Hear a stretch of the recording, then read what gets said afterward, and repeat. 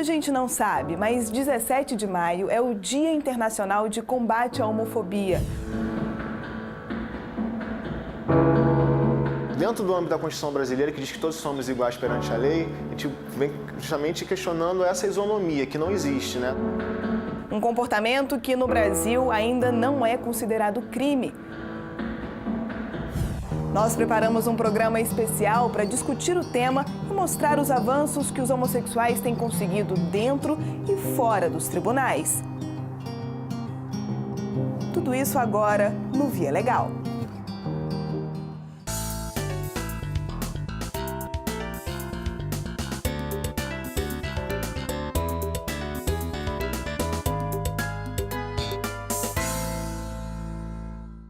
Há exatos 2 anos, o Brasil deu um passo importante para garantir a igualdade de direitos entre homossexuais e heterossexuais.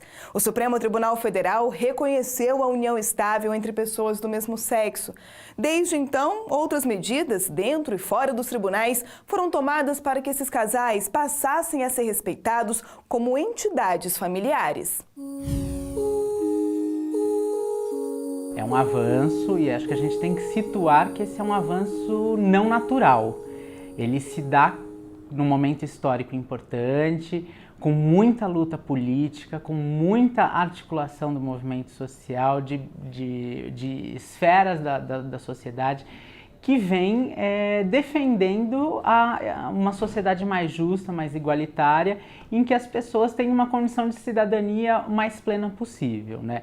Então a gente tem que situar esse avanço num avanço político do nosso país. Essa vitória dos homossexuais na última instância da justiça começou a ser traçada bem antes. Há quase 10 anos, tribunais de todo o país passaram a decidir a favor desses brasileiros. O Via Legal mostrou algumas dessas histórias. Os primeiros casos foram no sul do país.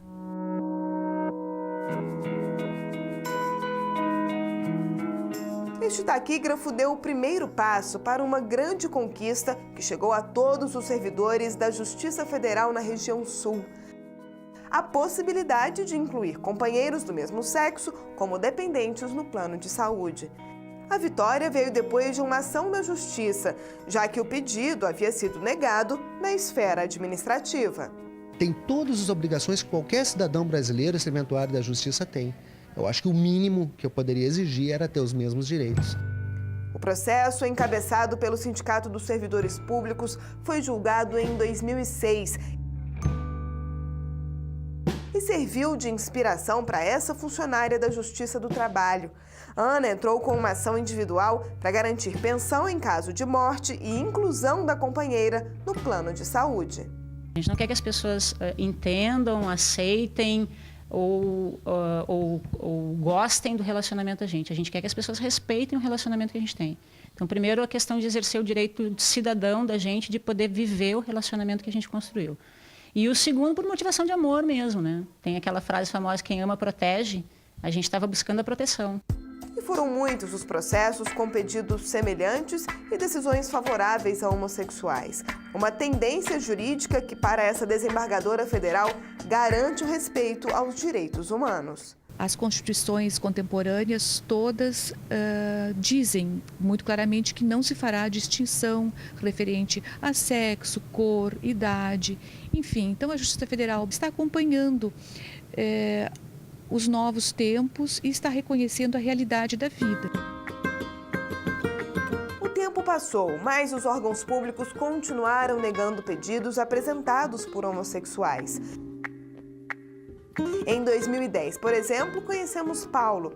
Na época, ele tentava provar na justiça a união estável com Léo, com quem viveu 26 anos e de quem dependia financeiramente. O reconhecimento era necessário para ele ter acesso à pensão por morte do companheiro, que foi servidor do Ministério da Educação.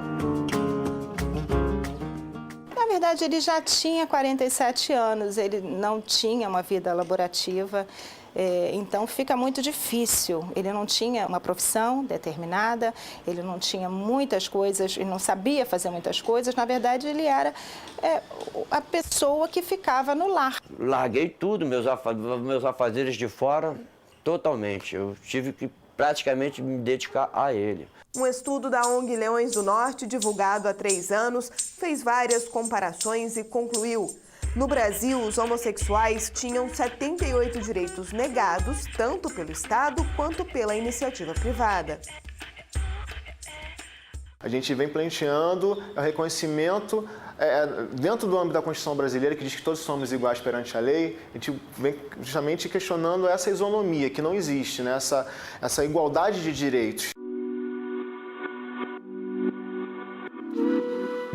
A luta por essa igualdade ainda está longe do fim, mas ficou mais fácil a partir da decisão do Supremo. G, que é professor de Educação Física e mora em São Paulo, foi um dos beneficiados. Depois de uma longa espera, ele passou a receber pensão pela morte do companheiro. Como outros brasileiros, só conseguiu provar a união estável quando recorreu aos tribunais. Eu acho que a conta do banco foi fundamental, o convênio odontológico foi fundamental. A carteirinha do clube de campo foi fundamental. Nesse caso, estava muito bem documentado, né? Tanto o óbito quanto a qualidade de dependente, que ele dependia economicamente, né? Estava muito bem comprovado, existia conta em conjunto, cartas de um para o outro, declarações de amigos em comum. Hoje há uma certeza. É sim possível evitar muita dor de cabeça e desgaste jurídico com uma providência simples e agora amparada pelo Estado, o Registro da União Estável.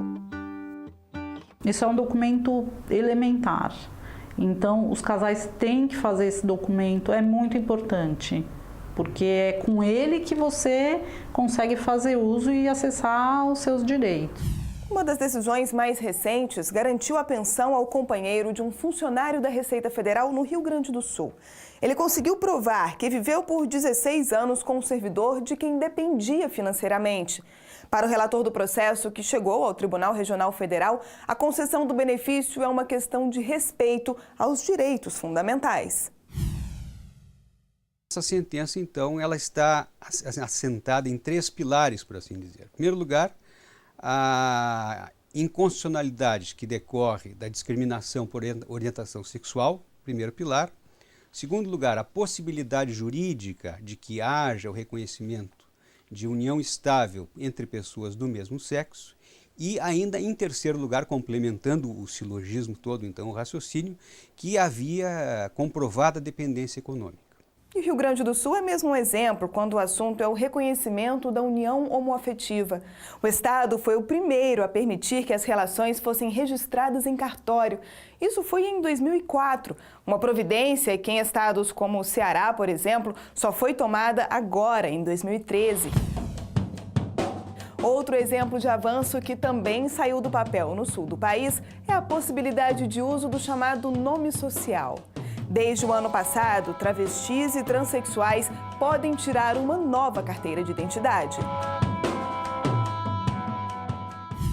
Historicamente, os motivos que mais levam homossexuais à justiça é a busca por direitos previdenciários, como as pensões, e os patrimoniais, como o acesso à herança. Mas também não são raros os casos em que a intenção é corrigir erros gerados pelo preconceito.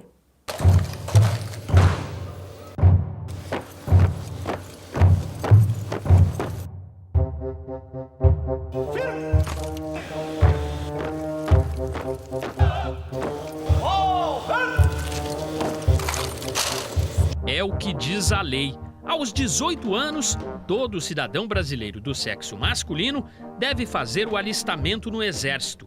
Altamiro não fugiu à regra e se preparou para o dia da seleção na Junta Militar da cidade de Itajaí, em Santa Catarina. Ele conta que a experiência não poderia ter sido pior. Fui chamado para ficar numa frente de uma bancada de análise da gente, né? Não sei como é que funciona, para que a gente tirasse a roupa e eles nos olhassem para ver se a gente estava apto ou não ao serviço militar.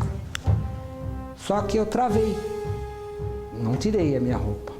E eu pensei comigo, eu não vou tirar. Aí o médico, né, suponho que seja um médico, me chamou, eu dei uns 5, 6 passos até ele, e ele me perguntou, não vais tirar a roupa? Eu disse não.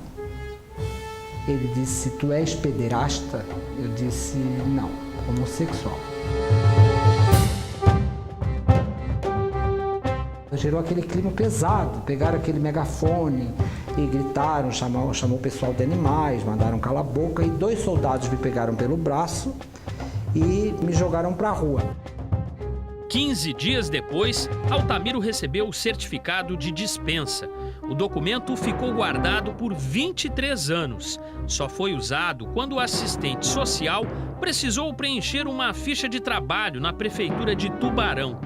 Como ficou em dúvida, ele disse que procurou a junta militar do município. A primeira pergunta que ela me fez qual foi?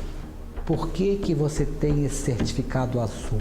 E ela começou a me bombardear de perguntas e perguntou se eu já havia cometido algum crime na minha adolescência. Aí eu olhei para ela e disse, não, jamais. Você tem algum problema físico? Eu disse, não. Algum problema psiquiátrico que tu tinhas na época? Alguma demência? Sem entender o motivo das perguntas, Altamiro decidiu consultar a lei que regulamenta a prestação de serviço militar. Resultado da busca: descobriu que o documento azul é usado pelo Exército nos casos em que o candidato é considerado moralmente incapaz para integrar as Forças Armadas. Estava escrito ali, incapacidade moral perante a nação brasileira em tempos de paz.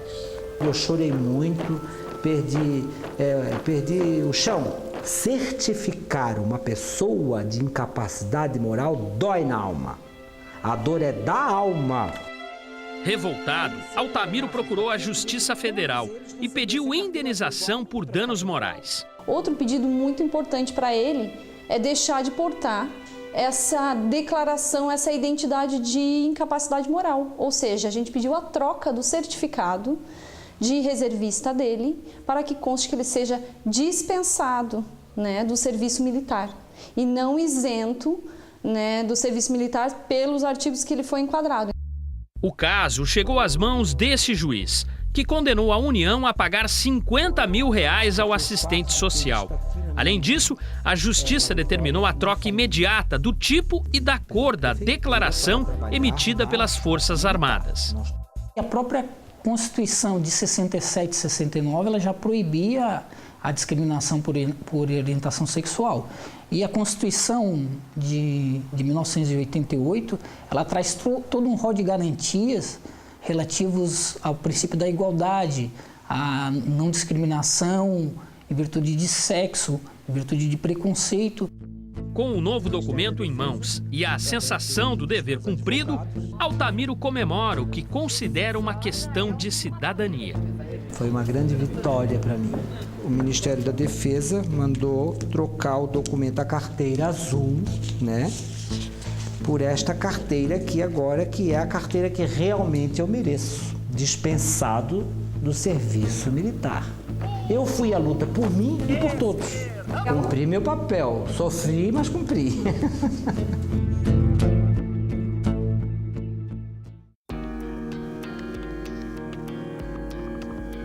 As pessoas não sabem, então elas não sabem como, assim, o que é o homossexual, né? Então as pessoas criam um preconceito de trabalhar com um homossexual pensando que ele vai dar em cima de você. E foi a minha primeira preocupação quando ele chegou para mim e disse para mim, mãe, eu sou gay. E a minha primeira fala para ele, você sabe que a gente vive num estado que é homofóbico e que se mata muito homossexuais.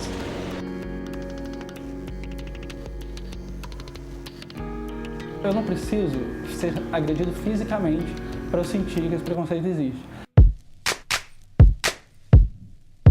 Na semana em que se comemora o Dia Internacional contra a Homofobia, o Via Legal traz uma edição especial sobre o assunto. Estamos mostrando os desafios desses brasileiros para assegurar direitos iguais.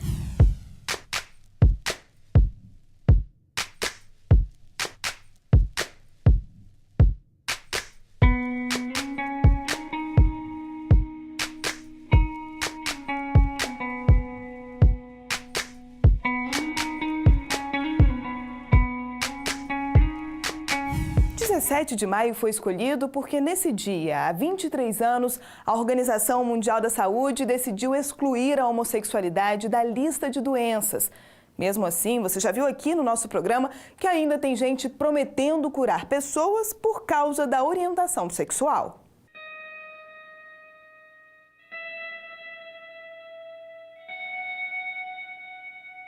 Os estudos sobre os fatores que poderiam explicar a homossexualidade não se restringem a questões psicológicas. Não é de hoje que a comunidade científica pesquisa também aspectos físicos para explicar a orientação sexual de cada um. Em 2008, por exemplo, foi divulgado um trabalho de pesquisadores suecos. A descoberta surpreendeu. O cérebro de um homossexual masculino se parece mais com o de uma mulher do que com o de homem heterossexual. Um fenômeno que se repete no caso das lésbicas.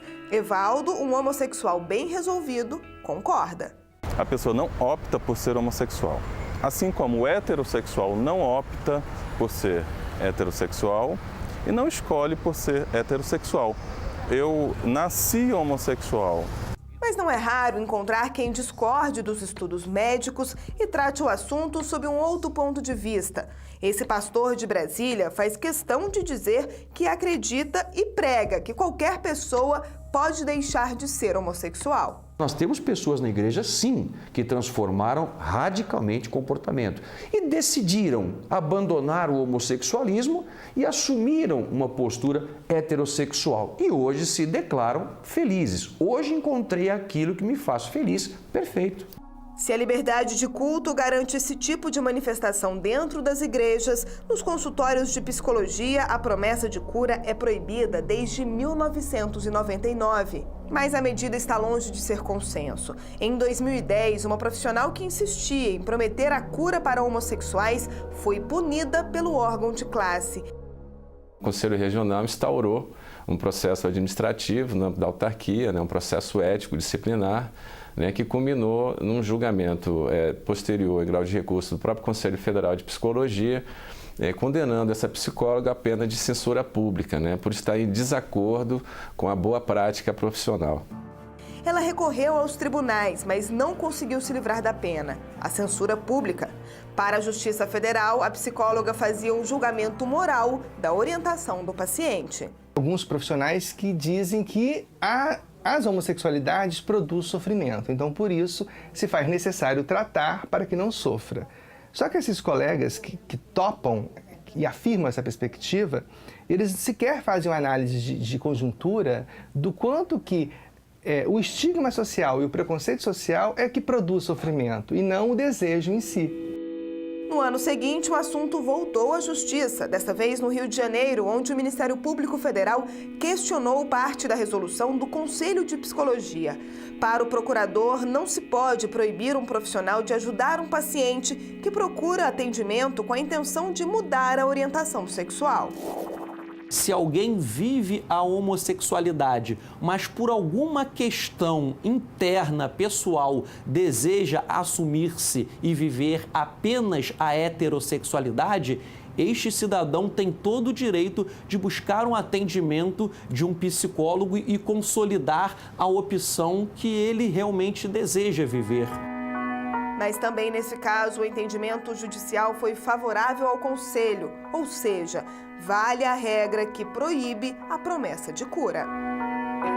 Qualquer humano que venha ao psicólogo para falar de seu sofrimento e de suas questões, o psicólogo pode receber e pode atender e cuidar. Só não pode legitimar o preconceito. Precisam se entender, precisam de carinho, precisam de compreensão e não de cura. A cura é contra o preconceito.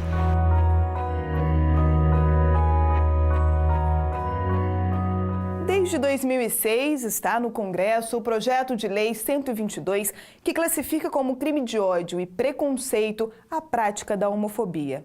A proposta tem o apoio do Poder Executivo, que inclusive já criou um conselho para discutir e defender direitos de lésbicas, gays, bissexuais, travestis e transexuais. Você pode conhecer o trabalho desse grupo acessando este endereço.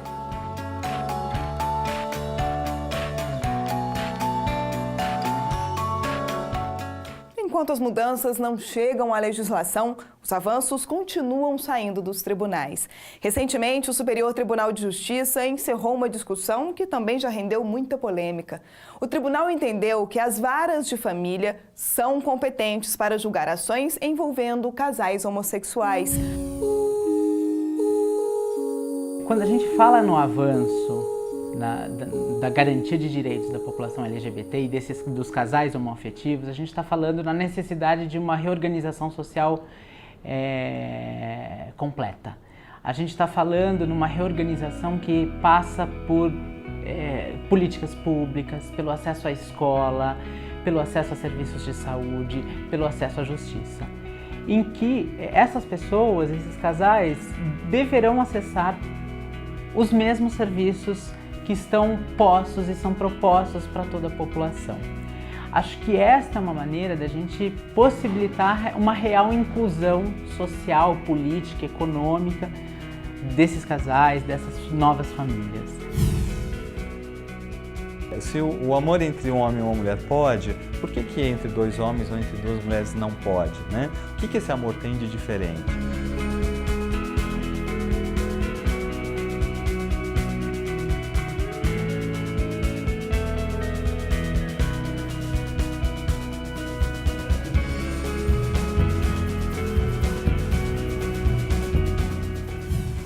Dúvidas de que as conquistas nos tribunais foram decisivas para que o Estado passasse a reconhecer direitos que há pouco mais de uma década eram impensáveis. E quando o assunto é evolução, é preciso reconhecer o que o INSS tem feito nesse sentido. No ano passado, Viviane Rosa acompanhou o desfecho de um caso que resume bem esse novo momento do país. Na casa do pequeno João Vitor, o Dia dos Pais é uma data comemorada em dobro. O menino foi adotado por esses dois homens que vivem juntos há 17 anos.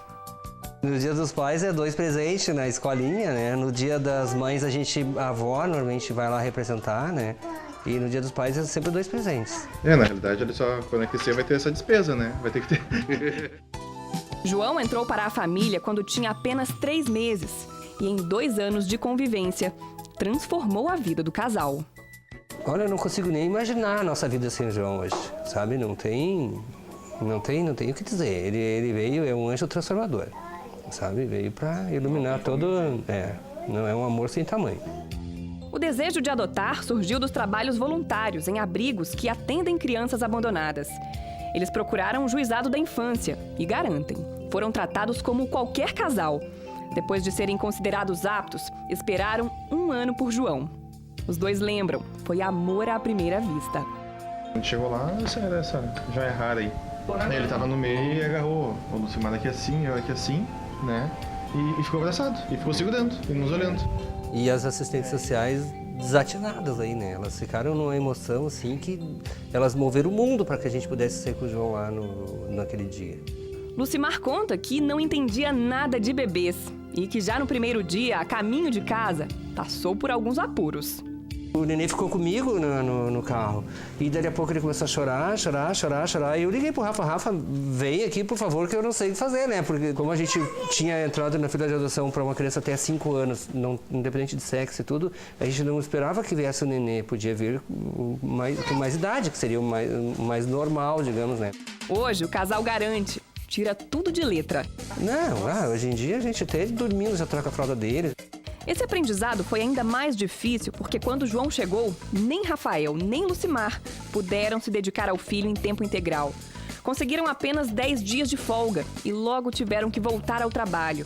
No INSS, receberam a seguinte informação: mulheres que adotam têm direito à licença maternidade, homens não. Para o bebê, isso é importante, esse cuidado especial, esse carinho, esse amor que se dá para uma criança quando ela chega no lar. E foi isso que a gente não pôde dar para o João e foi isso que o João não recebeu. Os pais não se conformaram com esse tratamento diferenciado e acionaram a Junta de Recursos, um órgão da própria Previdência Social. Alguns meses depois, veio a resposta. Em uma decisão inédita no Brasil, a licença maternidade foi concedida a um homem, sem que ele precisasse brigar na justiça. Lucimar vai ficar 120 dias só por conta de João. O INSS chegou a recorrer, mas a Câmara de Recursos uma espécie de segunda instância administrativa, confirmou o entendimento.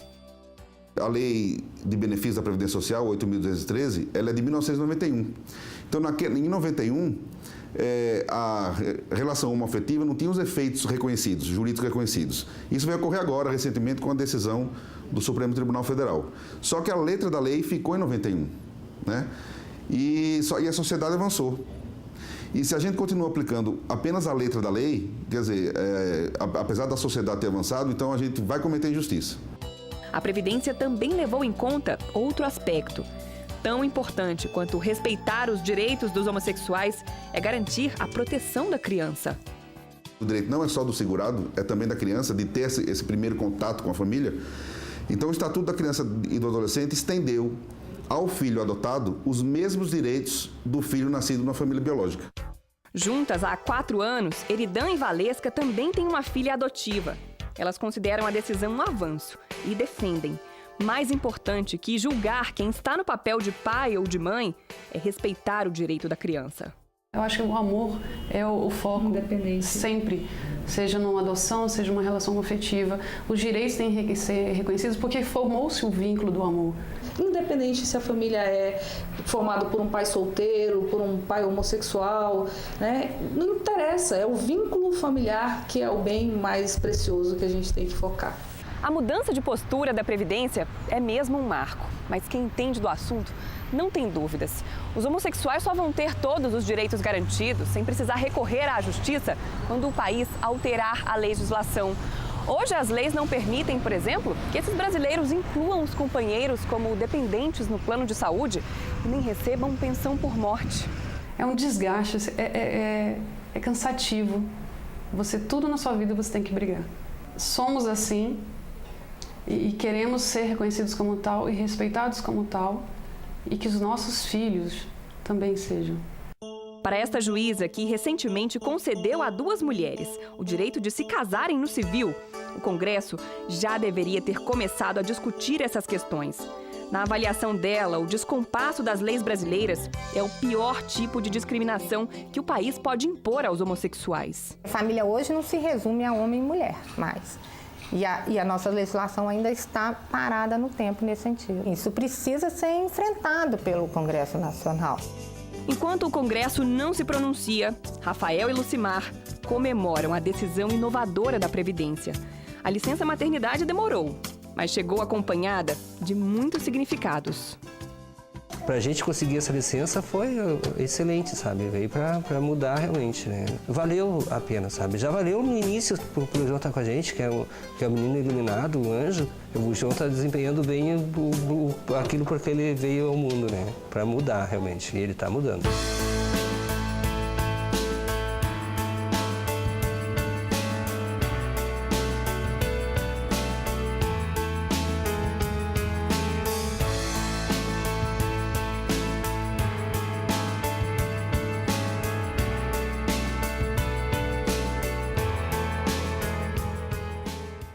O Via Legal de hoje está terminando. Anote nossos endereços para rever as reportagens desta edição e também os programas anteriores.